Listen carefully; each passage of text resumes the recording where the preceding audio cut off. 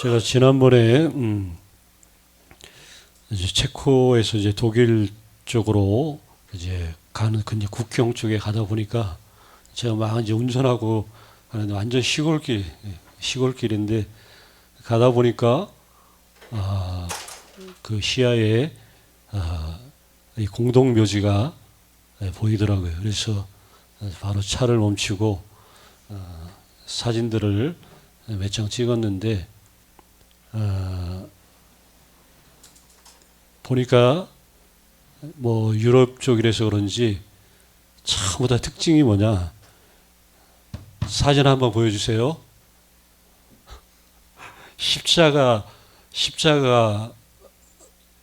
거의 다 무덤 묘비명에 이렇게 십자가들이 거의 다 있어요. 보니까 크지 않은 무덤인데 다 아무개 뭐 보니까 사진들 보니까 뭐 남녀 그리고 어떤 분은 모르겠어요. 젊었을 때 찍은 건지 모르지만 뭐 사진들도 있고 막 꽃들이 있고 이렇게 하는데 다 보니까 십자가 거의 다 십자가가 있고 어느 분은 뭐 십자가에 그 예수님 달린 그것까지 해가지고 커다랗게 막 이렇게 장식들을 해놨는데 다 보니까 물론 그들의 마음속에는 그거죠. 주님 안에서 다시 일어날 일을 소망하면서 깊은 잠에 지금 잠겨 있는 거죠. 외국의 우리나라 무덤들을 보면 거의 뭐 그냥 동그랗게 거의 뭐 공동묘지하면 음산스럽고 거의 천편일률적으로 이렇게 이런 모습이죠. 뭐 볼 게 감명 받을 게 없어요, 별로. 그런데 가끔가다 제가 외국에 갈 때마다 이상하게 그 목회자라 해서 그런지 이렇게 그 무덤들 이런 쪽들을 좀 의도적으로 갑니다. 또 선교사분들이 또 그런 쪽으로 또 안내를 해요. 그래서 여러 나라마다 그 여러 그 무덤들을 많이 봐요. 물론 이제 하여튼 서구권 신앙 그 기독교권 이쪽들은 전부 다 거의 그 십자가를 주로 이렇게 이루고 있는데 저 사람들이 가족들도 그렇고 또 죽은 그 사람들도 그렇고 진짜 말 그대로 다시 일어날 그 소망이 있다는 것. 그렇지 않는 사람과 그 소망을 갖고 있는 사람과의 차이는 뭐 그냥 하늘과 땅 차이 그런 게 아니죠. 영원과 말 그대로 영원히 좌우되는 그런 차이들을 갖고 있을 텐데 우리가 예수님이 그 부활하신 그 승천하신 그 장소 예루살렘의 그 감람산 그쪽도 마찬가지. 보면 예루살렘 그 한눈에 이렇게 전경이 착 보이는 그쪽에 수많은 그 무덤들이 있어요. 보니까 15만 개 이상이 있다고 하니까 뭐 이거는 뭐 진짜 뭐 헤아릴 수 없어요. 그냥 뭐 어마어마하죠. 근데 이 사람들은 그 신앙이에요, 신앙. 메시아가 다시 오시면 제일 먼저 그 앞쪽에 있는 사람들이 일어날 거라고 하는. 그래서 자리도 굉장히 비싼 그냥 좀 웬만한 사람들은 엄두도 못 낼 비용을 들여가면서 그 수많은 여기 무덤들이 이렇게 착 이렇게 펼쳐져 있어요. 어딜 가나 무덤들이 있어요. 그런데 이 수많은 무덤들을 보면서 거기에 묻힌 자들 뭐 지고아를 막론하고 그런데 다 하나 똑같은 사실 하나 있죠. 지고아를 막론하고 모든 사람들은 다 죽음 가운데 있다는 것. 이 죽음을 이걸 갖다 이겨낼 수 있는 사람들은 없다는 거예요. 대부분 사람들 그래서 어떻게 보면 우리가 내세에 대한 이런 개념들이 정말 없죠. 안 믿는 사람, 또 그 신앙들이 없는 종교를 갖지 않은 사람들은 뭐 당연히 죽으면 아무 소용 없다라고 당연히 생각하고 죽으면 끝이다. 죽음은 뭐 이런 식으로 그래서 인생을 막 사는 이런 사람들이 많죠. 근데 예전에 그 고대 세계, 고대 시대 때 이 사람들이 그 뭐 옛날 사람들은 그러니까 뭐 그 생각 자체가 좀 기발한 게 뭐냐? 죽음을 극복할 수 있는 단 한 가지 방법이 있긴 있다는 거예요. 그게 뭐냐? 영웅이 되는 거예요. 영웅. 뭐라고요? 영웅적인 업적을 남기면 사람들이 그 사람을 계속 기억하는 거예요. 그러니까 사람들 생각 속에, 기억 속에 그 사람은 늘 기억되기 때문에 그게 죽음을 정복하고 영원히 존재한다라는 어떤 그런 개념을 가지고 있어요. 영웅은 그렇잖아요. 이야기가 되잖아요. 계속해서 대를 이어서 100년이 지나고 200년이 지나고 1000년이 지나도 뭐 우리나라도 뭐 유인들 있는 것처럼 이 사람들은 그래서 영웅적인 업적을 남기며 위대해지면 계속해서 오래오래 사람들의 기억 속에 자리 잡고 있기 때문에 불멸에 이렇게 이룰 수 있다라는 그 생각을 가시. 근데 이런 생각들이 또 한편으로 웃기는 게 그래서 이런 사람들은 뭐 쟁쟁했던 사람들이나 아니면 철회했던 사람들 이게 살아 생전에도 그랬지만 죽어서도 이거를 구별 시켜 놓았다는 것이죠. 쟁쟁했던 사람들, 내노라 했던 그런 사람들은 죽어서도 화려하게 그 장례식이 공공 행사로 진행이 됩니다. 그리고 시민묘지의 가장 좋은 자리에 또 가장 화려하게 이렇게 안장을 하는 거죠. 근데 반면에 가난한 사람들은 뭐 따로 무덤도 없는 사람들이 부지기수고 공식적인 장례식도 당연히 뭐 치르지 못하는 사람들도 많다는 것이. 자, 그런데 교회가 이걸 갖다가 획기적인 그 변혁을 가져왔는데 교회는 뭐 죽은 사람이 뭐 비용을 부담했던 그렇지 않았던 최후의 안식처를 교회는 제공을 했다는 거죠.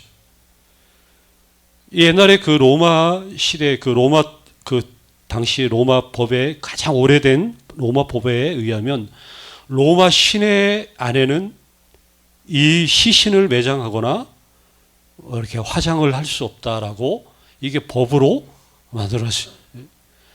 그러니까 이거 왜 이렇게 만들었냐? 시내에 시체를 매장할 수 없다라고 법으로 만든 거는 그 사람들에게는 이 시체는 말 그대로 무서운 존재로 여겨졌다는 거죠. 그래서 실제로 시체들만 이렇게 그 이제 말 그대로 거대한 막 공동묘지, 거대한 시체들만의 도시, 이런 뭐 네크로폴리스라고 하는 뭐 이런 사자들의 도시를 이렇게 따로 이렇게 둘 정도로. 그러니까 시내 안에는 절대로 죽은 시체가 놓여 있어서는 안 된다. 공포와 두려움 때문에 이렇게 죽은 자와 산 자를 갈라놔요. 그런데 초대교회는 이러한 일에 극적인 변화를 가져와요. 교회 경내에 뭘 만들어요? 무덤을 만들어요. 초대교회에서. 지금도 유럽 쪽에는 교회 앞에 무덤들이 많습니다. 심지어 우리 그 유명한 루터라든가 이런 종교개혁자들은 거기 교회 보면 교회 안에 예배당 안에 앞에 강단 있죠. 앞쪽에 그 무덤이 있어요. 이게 묘가 있는 거죠. 그러니까 이런 식으로 자, 말 그대로 산자와 죽은 자를 구별하지 않고 산자와 죽은 자가 이렇게 함께 이 예배 자리에 놓여 있다는 거죠. 두려운 존재가 아니라 더 이상 그리스도인들은 더 이상 죽은 자들을 이렇게 두려워하지 않는 당시 로마 사회에서 이렇게 획기적인 변화, 저들과 다른 어떤 그런 부분들을 보여준 거예요. 그러니 산자와 죽은 자 이 두 집단이 같은 장소, 같은 건물 아래 함께 이렇게 공존하는 이런 일들이 있었죠. 왜 이렇게 그리스도인들이, 교회는 왜 이거를 구별하지 않았을까? 이유는 간단하죠. 몸의 부활을 믿기 때문에. 부활을 믿기 때문에, 부활 때문에 이게 가능해진 거예요. 가능해진 거. 우리 요한복음에 보면, 요한복음에 특별히 이제 밤하고 어두움, 이 상징적인 이런 그 면들을 굉장히 많이 요한복음이 보여주고 있는데, 요한복음의 그 처음 시작부터 1장 5절에 보면 이런 말씀, 성육신하신 그 말씀의 빛이 어둠 속에 이렇게 비치게 됐다. 자, 빛이 어둠 속에 비쳤다. 밤과 어둠, 특히 어둠에 대해서 빛이 확 이렇게 비춰진 이 장면으로 요한복음이 이렇게 시작이 돼. 예수님은 반복적으로 세상에 뭘 가져왔다 그래요? 빛을 가져오신 분. 그래서 예수님은 당신이 없으면 세상은 밤이라고 반복적으로 요한복음에 이렇게 말씀을 하신다는 것이죠. 가룟 유다가 예수님을 배반했던 그 장면, 요한복음 13장을 봐도 거기 그 기록을 보면 그때가 30절에 보면 그때가 밤이었더라. 밤이었다라고 기록을 하고 있어요. 자, 밤은 그냥 말 그대로 액면 그대로 죄와 사망이 지배하는 시간, 이런 개념을 갖고 있는 거죠. 자, 예수님이 십자가에 못 박히신 후에 그 시신을 향품과 함께 세마포에 이렇게 단단히 묶어서 그 아리마대 요셉이라고 하는 사람, 그가 소유했던 그 새로운 무덤에 예수님을, 육신을 안장을 시킵니다. 시간적으로 보면 이때가 늦은 금요일 오후쯤, 우리가 통상적으로 금요일 아침 오전 그 9시에 십자가에 달리셨다가 오후 3시, 6시간 동안 십자가에 달려 6시간 동안 있었다고, 그래서 오후 3시쯤 돌아가셨다고 보통 이제 이야기를 하는데, 금요일 오후 늦은 시간, 우리가 잘 알다시피 유대인들의 그 안식일은 언제예요? 금요일 해 진 때부터 그 다음날 토요일 해가 질 때까지가 안식일. 그러면 예수님이 운명하신 그 시점, 뭐 한두 시간 이내에 이제 뭐가 시작되는 거예요? 안식일이 시작이 되는 거죠. 그리고 그 다음날 꼬박 안식일 토요일 하루 종일 말 그대로 이 무덤에 묻혀 있었는데, 예수님이 우리가 알듯이 안식일에는 이스라엘 사람들은 아무 일도 하지 않습니다. 아무 일도 하지 않는데 당연히 무덤을 찾는 일은 있을 수가 없죠. 그래서 오늘 말씀에도 보면 안식 후 첫날, 지금 말하면 주일을 말하는 거죠. 안식일이 지난 그 첫날 얘기하는 것이죠. 자, 이 모든 일을 말 그대로 그 많은 일주일 가운데 그 많은 시간인 이 안식일, 그 안식일 모든 것들이 금해지는 그 시간에 예수님의 시신이 놓여 있었다는 것. 여기 그 요한복음 9장 4절 5절에서 이런 말씀이 있어요. 밤이 올 텐데 그때는 아무도 일할 수 없느니라. 그러면서 내가 세상에 있는 동안에는 뭐예요? 세상의 빛이다.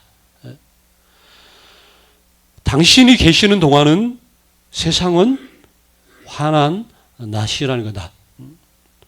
근데 아무것도 하지 않는 그 시간대, 그분이 무덤에 있음으로 인해서, 죽음의 영역으로 인해서 그 시간은 말 그대로 밤의 시간들이었다라고 보면 되겠죠. 물론 누구나 우리가 부활의 소망을 가지고 우리는 영생을 얻은 그러한 주의 백성들이지만, 그러나 우리의 육신들은 언젠간 뭐 다 흙으로 돌아갈 때가 오겠죠. 근데 우리가 특별히 뭐 가까운 사람들의 그런 죽음을 보면 죽음이 뭔가를 더 잘 알게 돼요. 그런데 죽지 않고 살긴 살았지만 우리가 죽음을 또 수백 가지로 이렇게 방식으로 또 알 수도 있죠. 어떤 사람은 친밀했던 그런 사람과의 어떤 관계 단절로 인해서 죽음이란 그 심연을 겪어요. 어떤 사람은 뭐 직장, 뭐 직업 잃게 되므로, 어떤 사람은 젊음을, 또 어떤 사람은 건강을, 어떤 사람은 행복이 사라져버리고 또 꿈이 깨졌을 때 이런 방식들을 통해서 죽음을 희미하게나마 알게 된다는 거죠. 근데 이런 것들이 부분적으로 이렇게 되어지는 이런 모든 현상들을 가리켜서 요한복음은 뭐라고 표현하냐? 밤으로 이렇게 표현을 하고 있다는 것이죠. 오늘 본문 말씀 1절에 안식 후 첫날 일찍이, 그러면서 그 다음 구절이 중요한 말이 나오죠. 뭐라고요? 아직 어두울 때. 자, 죽음의 긴 밤의 시간을 앞두고 이제 아직 어두울 때에 한밤중, 아직 인간의 소망이 아직 회복되지 않은 그 시간대, 이 막달라 마리아가 무덤을 찾아와요. 물론 막달라 마리아가 무덤을 찾아온 이유는 여기 우리가 그렇듯이 뭐 죽은 분들을 무덤에 안장하고 나서 그 무덤에서 그분이 뭐 일어날 거라는 그 기대를 가지고 간 건 아니죠. 막달라 마리아도 마찬가지. 가면 예수님이 일어나 계실 거다라고 생각하고 간 게 아니라 그냥 간 거예요. 부활을 기대해서 찾아간 게 아니라 그냥 어떻게 간 거죠. 갔더니 막 눈에 보이는 현상은 우리가 잘 알듯이 돌문이 치우쳐 있고, 이걸 딱 직감하는 순간 누가 예수님의 시신을 훔쳐갔다라고 그냥 순간적으로 판단한 거죠. 그래서 이 비어있는 무덤, 이거를 설명할 방법이 없으니까 당신이 살아나셨을 거란 생각조차도 못하고 그저 누가 훔쳐갔다라고 생각하고 제자들에게 달려갔고, 계속 달려가면서도 예수님이 다시 살아나셨을 거라는 것은 꿈에도 생각 못했죠. 그 얘기를 듣고 재빨리 달려왔던 제자들도 마찬가지죠. 부활이라는 개념이 그들 가운데는 아직 없었어. 상상할 수도 없는 일. 그걸 요한은 본문의 내용을 쭉 설명하면서 잘 보여주고 있어요. 근데 무덤에서 나중에 알게 됐죠. 여느 죽음과 다르다는 것. 훔쳐갔으면 그 고스란히 그분을 감쌌던 그 세마포가 잘 이렇게 개겨 있는 것을 보고, 이거는 누가 훔쳐가지 않은 거라는 거를 뭐 그때 이제 알게 됐죠. 자, 어쨌든 뭐 그건 그렇고 예수님의 부활은 시기적으로 보면 한밤중에 일어났다는 거예요. 한밤중에 예수님이 부활하셨다. 그러면 답이 딱 나오죠. 주님은 어둠을, 죽음을 이기셨다라고 말하는 것이죠. 죽음의 그 밤이 그분 안에서 지나갔다. 우리의 모든 상징적인 그 어둠, 밤으로 상징되는 그런 모든 어둠이 물러갔다라고 상징적으로 보여주는 거예요. 24시간이 있는데 왜 한밤중에 그분이 부활하셨나? 이 요한복음이 계속 밤과 낮의 어둠에 대해서 말씀했던 그 맥락이 부활 사건에도 이렇게 그대로 나타나죠.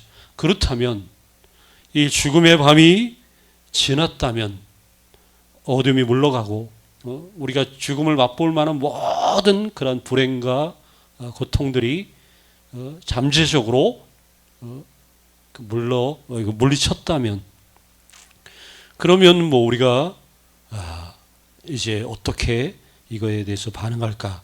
답은 딱 하나죠. 이전에 예수님이 마르다에게 하셨던 말씀이 있어요. 요한복음 11장 25절 26절. 아까 우리 교동문에도 나오지만 그때 주님이 우리에게 마리아에게 말씀하셨던 것처럼 똑같이 지금 나에게 말씀을 하셔요. 뭐라고요? 나는 부활이요 생명이니 나를 믿는 자는 죽어도 살겠고 계속 무릇 살아서 나를 믿는 자는 영원히 죽지 아니할 텐데 네가 이것을 믿느냐? 이렇게 마르다에게 하셨던 그 말씀을 나에게도 하시는 거예요. 그러면 이 복된 이 부활주일, 이 예배를 통해 하시는 우리가 주님의 이 말씀 앞에 우리 모두의 대답은 역시 똑같이 마르다의 대답이 돼야 될 거라는 거죠. 이 마르다의 대답을 하는 분은 복된 분들. 마르다가 뭐라고 대답을 해요? 27절에 주여 그러하이다. 주는 그리스도시요 세상에 오시는 하나님의 아들이신 줄 내가 믿나이다. 이 고백과 함께 이렇게 죽음의 밤은 떠나갔다는 것이죠. 내 안의 모든 어둠들, 우리 인생의 어둠들은 예수 부활로 우리가 이겨냈다는 뜻이 되는 거예요. 그래서 우리가 해마다 부활절 예배를 드리고, 사실은 초대교회는 해마다 한 번이 아니라 매 주일이 이 부활을 기념하는 그 시간들이었어요. 매 주일 모일 때마다 우리 주님 살아나셨다. 반대로 죽음의 밤은 지났다. 우리의 인생의 모든 어둠들은 극복되었다. 그래서 그 절망을 떠나보낸 자의 그 희열과 기쁨이 그들 가운데 있었고, 그 기쁨을 주일마다 모여서 하나님 앞에 이렇게 외치지 않고는 배길 수 없는, 아내 인생들에게 이 기쁨을, 이 영광스러움을 고백하고 말하지 않고는 정말 견딜 수 없는 그러한 기쁨들이 만연했다는 것이, 이게 초대교회의 매 주일 예배의 그런 모습이, 이런 죽음 이기신 그 부활의 그 주님을 우리가 믿는 믿음 가운데 우리는 지금도 이렇게 계속해서 신앙생활을 이어오고 있는 거고, 또 부활하신 그분의 이름을 통해서 영원한 빛 그리고 생명을 선물로 받은 이 은총을 그래서 계속해서 더욱더 더 누리고 또 누리고 받아 누리는, 제가 말씀드리죠. 아는 자가 되지 말고 누리는 사람이 되시라는 거예요. 백날 알고 내 기억 속의 지식으로 간직하는 거 별로 의미 없어요. 가져도 누리지 못하면 그거는 참 허무한 거죠. 그래서 이 영원한 빛과 생명의 선물을 부디 계속해서 더 많이 받아 누릴 수 있는 그런 복된 우리 한 분 한 분 다 되시기를 정말 간절히 주의 이름으로 축원합니다.